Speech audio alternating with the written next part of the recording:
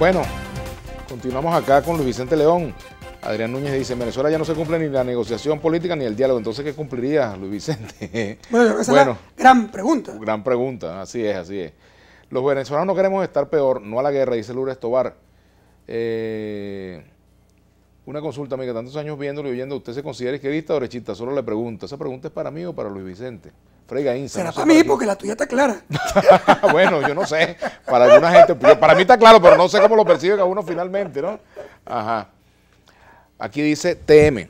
¿Por qué Luis Vicente León más bien no habla del apoyo mundial y nacional con el que cuenta hoy Guaidó en vez de estar siempre dedicado a enviar mensajes divisionistas y derrotistas? ¿No será usted un claro agente del gobierno enclosetado? Te dice, ¿eh? Sí, tengo un closet gigante y Maduro me manda la plata todos los días para decir a la oposición qué hacer y salir y ayudar a que salga del problema. Y me pagan los chavistas para yo decir que la economía está destruida, que el país está destruido, que requiere cambio.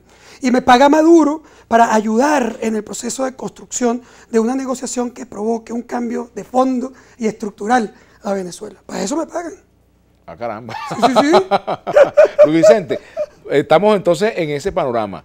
¿Cuáles son los riesgos que hoy corre la oposición dirigida por Juan Guaidó, bajo el liderazgo de Guaidó, a ver, hoy? Y bueno, ¿cómo se van a comportar?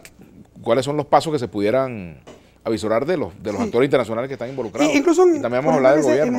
En ese último comentario, de hecho lo hablamos, una de las cosas centrales de este juego es el apoyo internacional que Guaidó y la oposición han logrado, además, de una manera impresionante, porque al final de cuentas nunca se hubiera podido imaginar, ni en el sueño más placentero, que se llegara a ese nivel tan extremo de compromiso de Estados Unidos, que ha llegado incluso a reconocer el gobierno de Juan Guaidó sin que Guaidó tenga el control territorial del país. Eso no pasaba desde la Segunda Guerra Mundial. O sea, en la Segunda Guerra Mundial, Estados Unidos mantuvo el reconocimiento de los países desplazados por Hitler en Europa. Pero eso y Formosa, Taiwán en China son las únicas veces que Estados Unidos ha dicho, bueno, yo reconozco este gobierno, aunque ese gobierno no controle territorialmente ese país. ¿Tú te imaginas el nivel de compromiso que tiene que tener Estados Unidos y Trump particularmente para hacer eso? Y eso, sin duda, es una ventaja brutal que ha construido tanto la oposición como Guaidó en este juego. Y es tan importante esa variable, o sea, completamente lejos del análisis que el señor hace, es tan importante que es la razón por la cual nosotros sentimos que este juego cambió dramáticamente en el año 2019 y todos los escenarios ahora, incluso los que no funcionaron en el pasado, pudieran funcionar. Ahora, ¿cuánto vale? Incluyendo la negociación política. Ajá, pero fíjate, ¿cuánto pesa hoy lo que tú haces?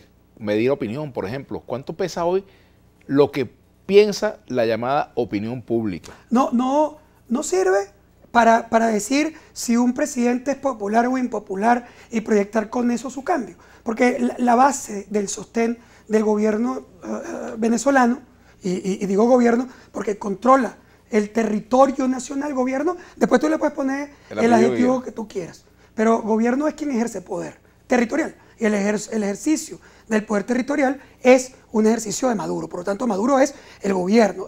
Guaidó es el presidente encargado por la Asamblea Nacional en conflicto de poderes con el gobierno que ejecuta, que acciona y que controla el territorio nacional. Esos dos elementos son muy importantes. ¿Por qué? Porque ya no es importante si Maduro es popular o impopular en términos de proyectar si va a estar o no en poder. Porque ahí pasa a un segundo nivel. El control de ese poder por parte de Maduro depende mucho más del pilar del control de soporte militar y de soporte de su control territorial y de los grupos que en el país le soportan, le ayudan a mantener el control del país. Eso es su pilar fundamental. Y por otro lado, y lo convierte, Mosca, a pesar de todos los problemas, del aislamiento, de las sanciones, de la crisis, de la debilidad popular, sigue siendo un tren que cuenta con ¿qué? Que cuenta con la fuerza, con el control del territorio y con el manejo de las armas y el presupuesto nacional. Eso tiene el gobierno Maduro. Ahora, ¿qué tiene la oposición? La oposición tiene, primero, la articulación de su liderazgo, que no estaba articulado, y de la oposición con una esperanza que puede mover a esa mayoría que ya era antes, pero que no la podía articular, y la articula. Es decir, esa es una primera fuerza. Pero la fuerza más grande no es esa.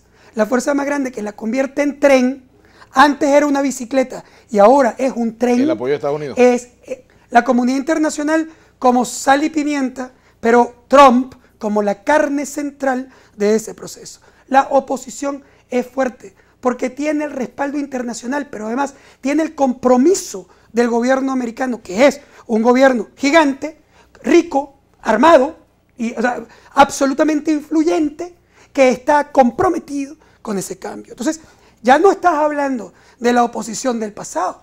Cuando tú te sientas en la mesa con Guaidó, no te estás sentando solamente con el líder, digamos, popular de la oposición. Te estás sentando con un montón de países detrás que quieren producir un cambio. Y cuando el gobierno lo ve, también actúa. Tanto actúa en función de ese reconocimiento que Guaidó no está preso. Porque si Guaidó no tuviera ese respaldo, es decir, porque, mira, Leopoldo López era el líder más popular en el momento en que fue apresado. Y fue apresado. ¿Por qué Guaidó no?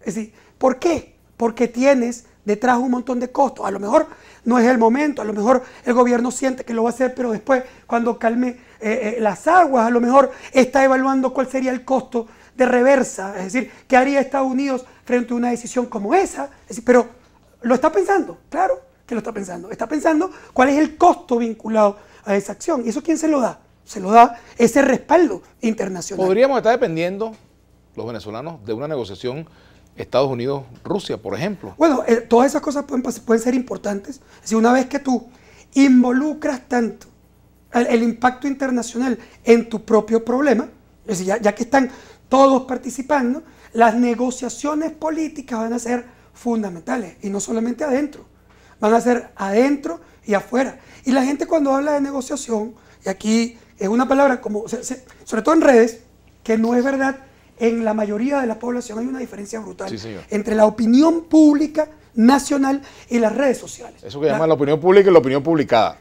Sí, las redes sociales, en las redes sociales, yo le doy un ejemplo espectacular a Félix Sellas, que se lo oí en un programa y me lo copio aquí, citando al autor.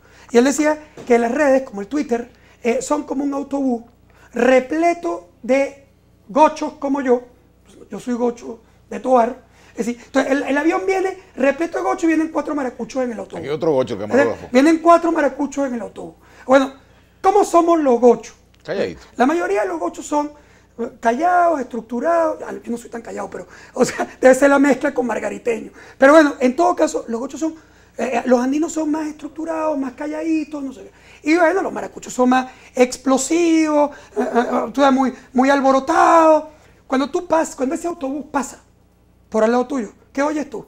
Los maracuchos. Los gritos de los maracuchos. Entonces tú puedes decir, oye, ese autobús está repleto de gente, gritón, no sé qué, alborot, que están. Y resulta que habían 36 gochos y 4 maracuchos. Y el autobús es un autobús que quiere otra cosa. Y tú lo que oíste fue a lo que están gritando, aquí. Pero resulta que el 63% de la población que, digamos, que no está aquí participando, o el 70% que no está participando, tiene una idea distinta. Y los políticos que se basan en las redes sociales para tomar sus decisiones políticas cometen un error terrible. Ahora, pregunto, y creo que tenemos que hacer la pausa, ¿no? Y para que lo respondamos al final, al regreso, la cercanía de un posible escenario de confrontación ¿fortalece o debilita la vida de la negociación? Y me salió inverso. Vamos a responderlo al regreso. Ya venimos con Luis Vicente León. Data Análisis a la 1.